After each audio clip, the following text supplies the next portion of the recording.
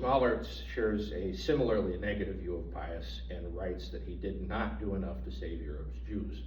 He accuses the Pope of being indifferent to the demands made by world leaders to issue a condemnation against the Nazi regime. Smollartz writes that President Roosevelt's special envoy, Myron C. Taylor, came to the Vatican in September 1942 and asked Pius to delay his inclination toward a peace proposal with the Axis powers.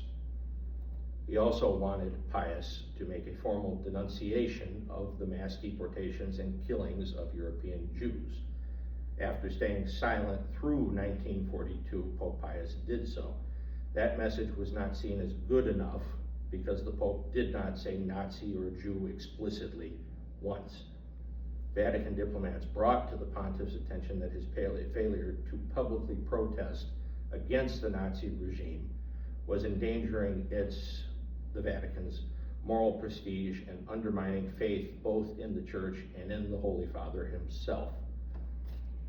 Smollartz takes the large leap of claiming that Pius XII had anti-Semitic tendencies, largely based on the fact that Pius did not speak out against wartime atrocities as much as he would have liked. And when he did, he never used the words Nazi or Jew. Smollartz makes reference to the Pope's 1942 Christmas Eve address and criticizes it on the same basis. He writes that the statement was 26 pages long and says that only 27 words in it actually make reference to the Holocaust. In those 27 words, not one directly refers to the Jews. The author concludes with more on the Pope's inaction in protesting the roundup of 670,000 Hungarian Jews. Pius was finally pressured into speaking with the dictator of Hungary, who only complied with the Pope's protests after his country had been emptied of its entire Jewish population.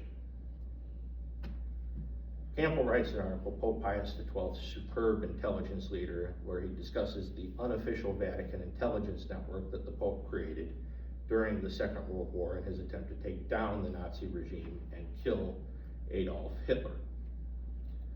The question came up in Vatican circles after Hitler rose to power, if it was all right for the Church, if it was moral for the Church to remove the leader of a country. They looked at the teachings of St. Thomas Aquinas to try to answer this question, and Aquinas indicated that it was. So Pope Pius set to work trying to remove the German Fuhrer with whomever he could find, and he had a lot of help. Pius recruited and developed an army of German Jesuits to help him achieve his aim.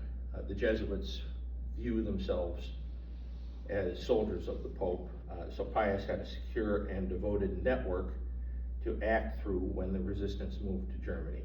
A 7-man group of both Jesuits and Dominicans formed, calling themselves the Church Intelligence Service, that Pius offered written guidance to and urged cooperation with the military unit and unity against the Nazis. These agents, write Campbell, are the ones who alerted the pontiff to the final solution. There was a failed attempt to kill Hitler by Colonel Klaus Schneck von Stauffenberg, which is a great movie starring Tom Cruise, if you haven't seen it. And the Germans found evidence of Vatican involvement when they investigated. There was a list of British conditions for an armistice written on Vatican stationery. Removing Hitler was one of those conditions.